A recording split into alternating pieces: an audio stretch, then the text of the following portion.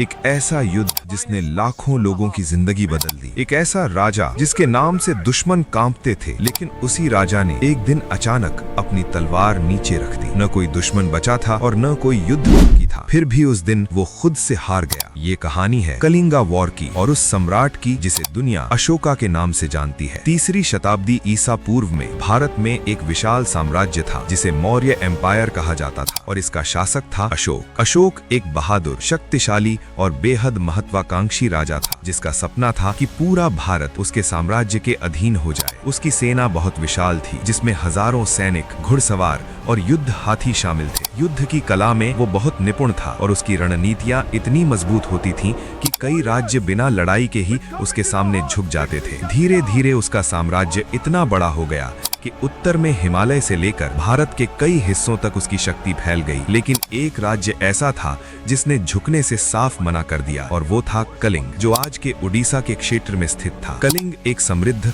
और स्वतंत्र राज्य था। समुद्री व्यापार के कारण ये राज्य आर्थिक रूप से भी बहुत मजबूत था और यहाँ के लोग अपनी स्वतंत्रता को सबसे बड़ा सम्मान मानते थे। जब अशोक ने संदेश भेजा कि कलिंग मौर्य साम्राज्य के सामने झुक जाए, तो वहां के लोगों ने साफ जवाब दिया कि वे अपनी आजादी कभी नहीं छोड़ेंगे। यही जवाब इतिहास के सबसे भयानक युद्धों में से एक की शुरुआत बनने वाला था। लगभग 261 ईसा पूर्व और इतिहास एक ऐसे मोड़ की ओर बढ़ रहा था जो सब कुछ बदल देने वाला था। मौर्य साम्राज्य की विशाल सेना कलिंग की ओर कूच कर चुकी थी। हजारों सैनिकों की लंबी पंक्तियां, युद्ध हाथियों की गर्जना करती कतारें और घोड़ों पर सवार योद्धा, मानो कोई विशाल तूफान धरती पर उतर आया हो।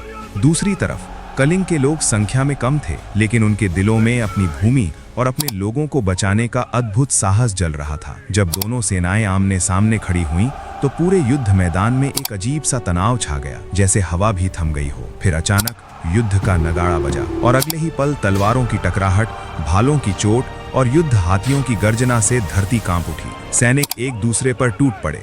चारों तरफ धूल, धुआं और चीखों की आवाज गूंजने लगी। कलिंग के योद्धा पूरी बहादुरी से लड़ रहे थे। वे जानते थे कि उनके सामने दुनिया की सबसे विशाल सेनाओं में से एक खड़ी है। फिर भी वे पीछे हटने को तैयार नहीं थे।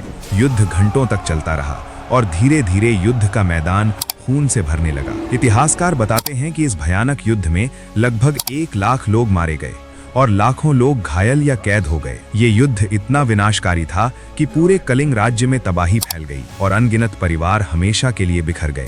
जब युद्ध समाप्त हुआ तो मौर्य सेना जीत चुकी थी और कलिंग लगभग पूरी तरह तबाह हो चुका था। चारों तरफ खामोशी थी, लेकिन वो खामोशी किसी शांति की नहीं बल्कि विनाश की थी। कुछ समय बाद सम्राट अशोका खुद युद्ध के मैदान का निरीक्षण करने पहुंचा। वो अपनी जीत देखने आया था, लेकिन जो दृश्य उसके सामने था उसने उसकी आत्मा को हिला कर रख दिया। जहां तक नजर जाती थी वहां लाशें पड़ी थीं। घायल लोग दर्द से कराह रहे थे। माएं अपने बेटों को ढूंढती हुई इधर उधर भटक रही थीं और छोटे छोटे बच्चे अपने पिता की निर्जीव देह के पास बैठकर रो रहे थे। उस मैदान में जीत की कोई खुशी नहीं थी। हर तरफ केवल दर्द, आंसू और शोक था। तभी अशोक की नजर एक छोटे से बच्चे पर पड़ी जो अपने पिता की लाश के पास चुपचाप बैठा रो रहा था। वो दृश्य इतना दर्दनाक था कि अशोक कुछ पल के लिए वहीं ठहर गया। उसी क्षण पहली बार उसे महसूस हुआ कि ये कोई जीत नहीं बल्कि एक भयानक त्रासदी है। उसके मन में एक गहरा सवाल उठा, क्या सत्ता के लिए इतना खून बहाना सच में सही था? कहा जाता है कि उसी पल उसके दिल में एक बड़ा परिवर्तन शुरू हो गया। उसे समझ आ गया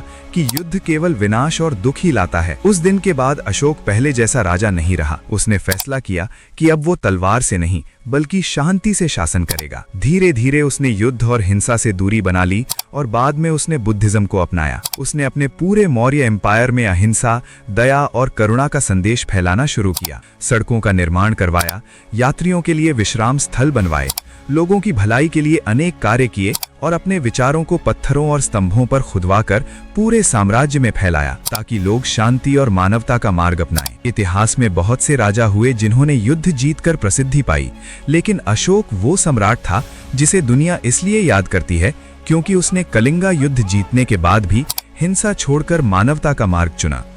शायद यही कारण है कि आज भी इतिहास में अशोक का नाम केवल एक विजेता के रूप में नहीं बल्कि एक ऐसे शासक के रूप में लिया जाता है जिसने शक्ति से ज्यादा शांति को महत्व दिया।